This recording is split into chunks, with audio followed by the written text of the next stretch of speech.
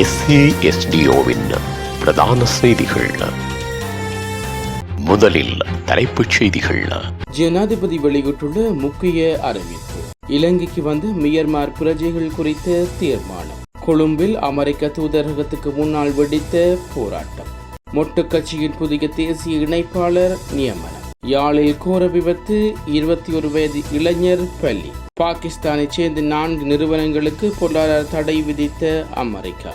தொடர்வன விரிவான செய்திகள். தாயகச் செய்திகள்.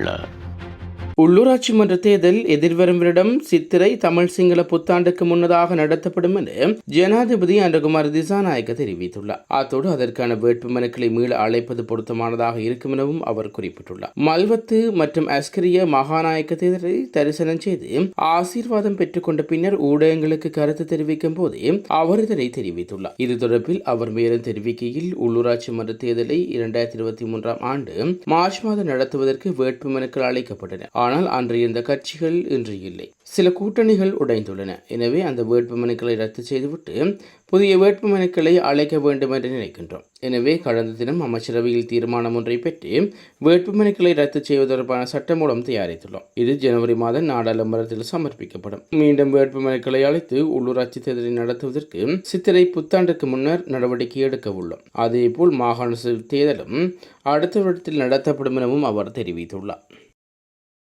முல்லைத்தீவு முள்ளிவாய்க்கால் கடற்பரப்பில் மீட்கப்பட்ட மியன்மார் அகதிகள் திருகோணமலைக்கு அழைத்து வரப்பட்டனர். இந்த அகதிகள் மீது இந்த நாட்டின் சட்டம் மற்றும் சர்வதேச சட்டத்தின்படி நடவடிக்கை எடுக்கப்படும் என வெளிவிவகார அமைச்சு தெரிவித்துள்ளது. மியன்மாரில் நிலவும் மோதல் சூழ்நிலை காரணமாக இந்த அகதிகள் குழு 16 நாட்களுக்கு முன்பு 3 படகுகளை பயன்படுத்தி நாட்டை விட்டு வெளியேறியுள்ளதாக தெரிவிக்கப்படுகிறது.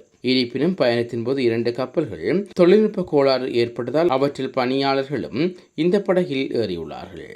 பயணத்தின் போது 4 குழந்தைகள் உட்பட 6 பேர் சொகையினம் மற்றும் பிற காரணங்களால் உயிரிழந்துள்ளார்கள். முல்லைத்தீவு முள்ளிவாய்க்கால் பகுதிக்கு வந்த இந்த குழுவை அப்பகுதி மீனவர்கள் பார்த்ததையடுத்து பாதுகாப்பு தரப்பினருக்கு தகவல் தெரிவிக்கப்பட்டது. இதன்படி 102 பேர் கொண்ட 12 மியன்மார் அகதிகள் அடங்கிய கப்பலில் பணியாளர்கள் இலங்கை கடற்படையின் தலையீட்டில் இன்று காலை திருகோணமலை பகுதிக்கு அழைத்து வரப்பட்டார்கள். முறையான உணவு மற்றும் பானங்கள் இல்லாத நிலையில் இக்குழுவினர் பலவீனம் அடைந்துள்ளதாக தெரிவிக்கப்படுகிறது. இஸ்ரேல் ராணுவம் பாலஸ்தீன ஹமாஸ் அமைப்புகளிடையிலான போர் உக்கிரமடைந்துள்ளது.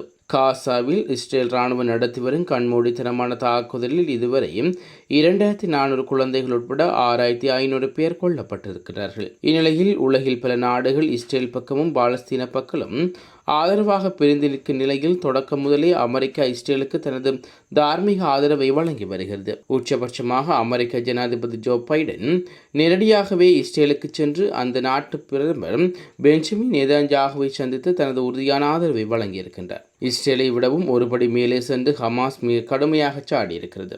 இந்நிலையில் பாலஸ்தீன இனவழிப்பை நிறுத்தமாறு கோரி இலங்கையில் போராட்டம் ஒன்று முன்னெடுக்கப்பட்டுள்ளது. குறித்த போராட்டமானது கொல்லிப்பிட்டியில் அமைந்துள்ள அமெரிக்க தூதரகத்துக்கு முன்னால் நடைபெற்றுள்ளது. பாலஸ்தீன சுதந்திரத்துக்கான இயக்கமும் ஐக்கிய தொழிலாளர் சம்மேளனம் இணைந்து குறித்த ஆர்ப்பாட்டத்தை முன்னெடுத்துள்ளார்கள்.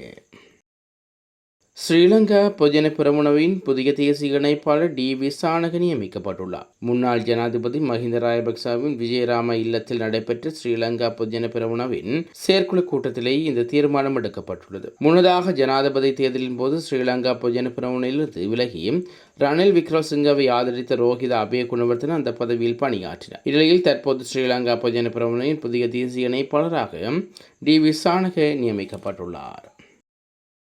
யாழ்ப்பாணம் மண்கும்பாம் பகுதியில் இடம்பெற்ற வீதி விபத்தில் இளைஞர் ஒருவர் இழந்துள்ளார். மண்டைதீவு பகுதியைச் சேர்ந்த ஆண்டனி பிரான்சிஸ் நிலோஜன் என்ற 21 வயது இளைஞரை உயிரிழந்துள்ளார். யாழ்ப்பாணம் ஊராத்துறை வீதியில் நடைபெற்ற கார் மோட்டார் சைக்கிள் விபத்திலேயே இளைஞர் இழந்துள்ளார். விபத்து சம்பவம் தொடர்பில் ஊராத்துறை போலீசார் விசாரணைகளை முன்னெடுத்துள்ளனர். உலகச் செய்திகள்.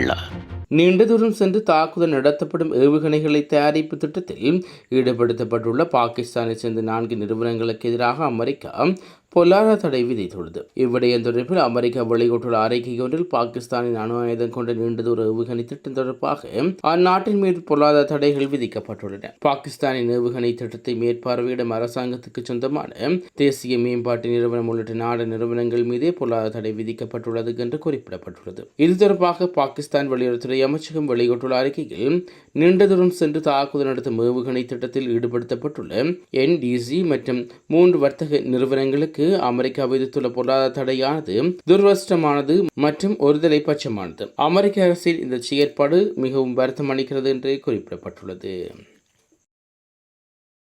மீண்டும் தலைப்புச் செய்திகள். ஜனாதிபதி வெளியிட்டுள்ள முக்கிய அறிவிப்பு. இலங்கைக்கு வந்த மியன்மார் பிரஜைகள் குறித்த தீர்மானம். கொழும்பில் அமெரிக்க தூதரகத்துக்கு முன்னால் வெடித்த போராட்டம். மொட்டு கட்சியின் புதிய தேசிய இணைப்பாளர் நியமனம். யாழில் கோர விபத்து, 21 வயது இளைஞர் பலி. பாகிஸ்தானைச் சேர்ந்த 4 நிறுவனங்களுக்கு பொருளாதார தடை விதித்த அமெரிக்கா.